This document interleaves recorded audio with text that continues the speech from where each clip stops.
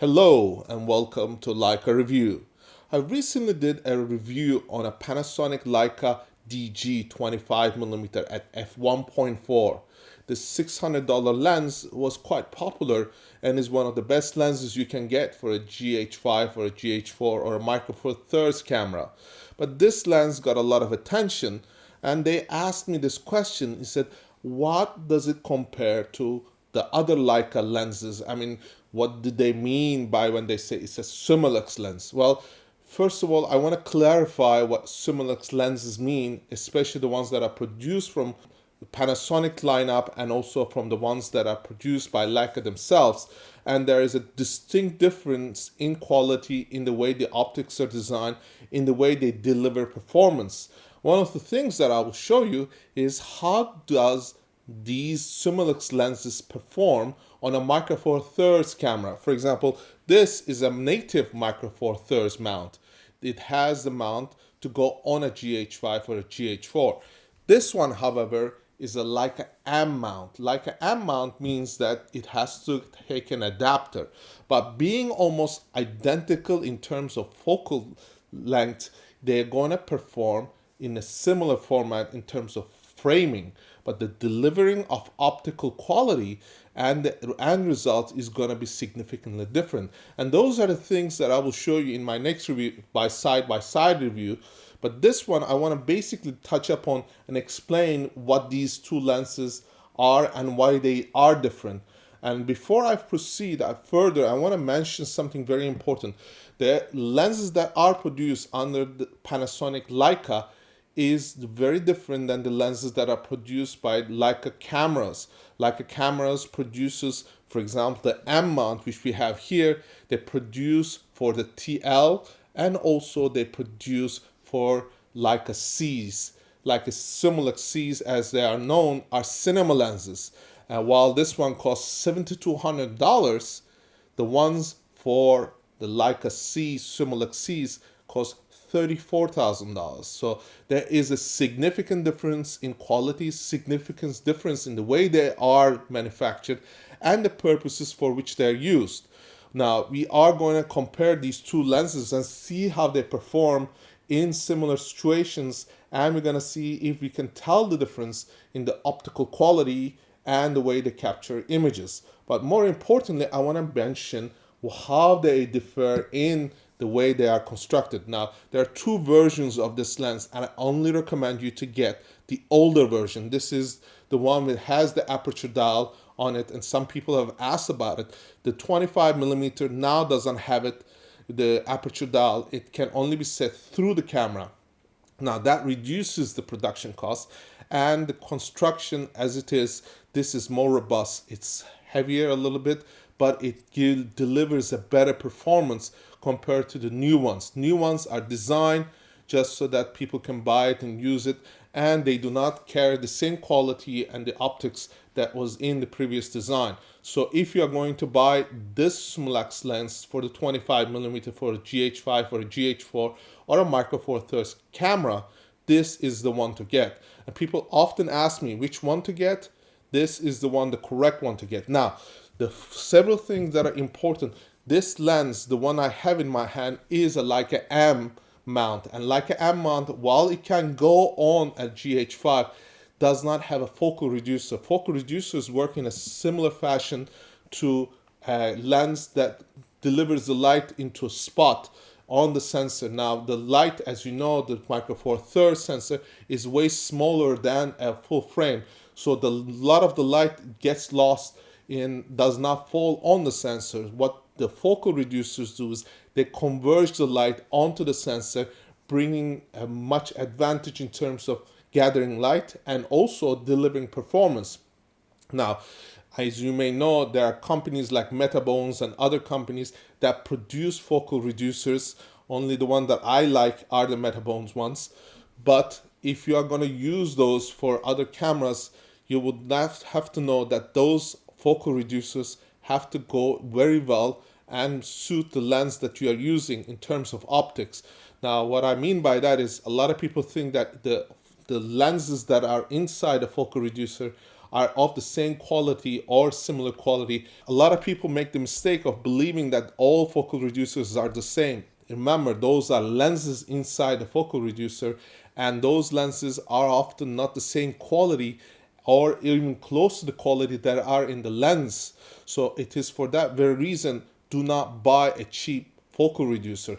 Now, coming back to these lenses that are made from Leica, unfortunately, they do not have these focal reducers for the Leica M mount.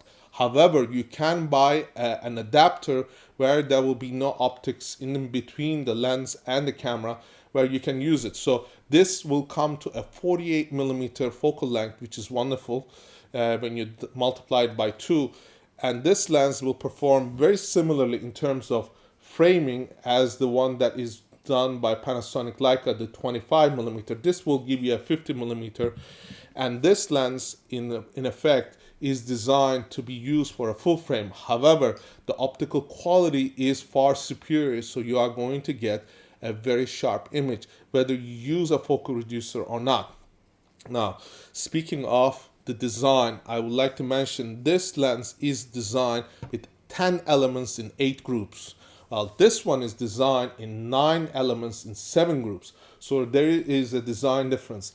This one weighs about 200-300 grams. This one weighs about 500 grams. So it is a lot heavier, almost twice the weight, but it is of robust construction. It is metal. It will last a lifetime or a couple of lifetimes.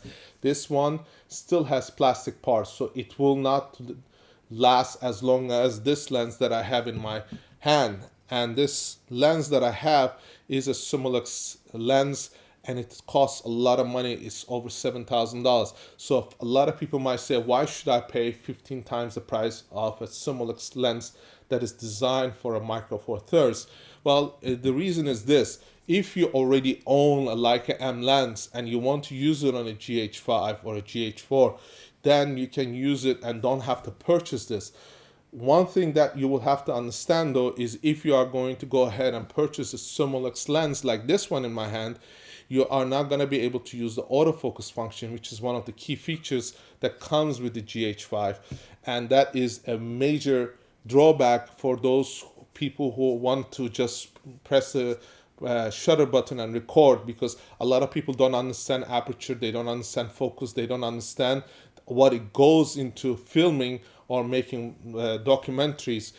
However, they want to just do vlogging or other things, so they use lenses that are autofocus, and sometimes it falls out of focus, but who cares? The quality is not their prime importance. They care about capturing the image as much as possible without having to think about getting the focus right. So getting back to this lens is a wonderful lens. It is very strong in terms of contrast. It does not lose quality when you dial it to f1.4, f2 in terms of contrast. Now the image will get slightly softer compared to f4, f5.6. Similarly, in this one, you'll have a similar thing happen, but if you shoot them both at 5.6 or above, or even at f4, the difference, it will be negligible if you are going to do video.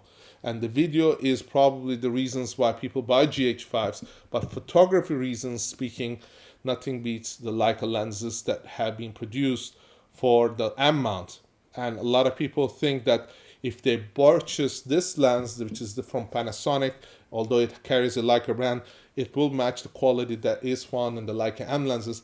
It does not. If you do look at the MTF charts, you'll see that there is a significant difference in terms of the way that these two lenses perform. And more importantly, if you look at these two lenses side by side in comparison, yes, there will be a little bit of difference in terms of the way the bokeh is. But if you are not searching for it, you might just dismiss it. For that very reason, people might say, I don't care about that extra touch, extra difference. I'll go with the 25mm.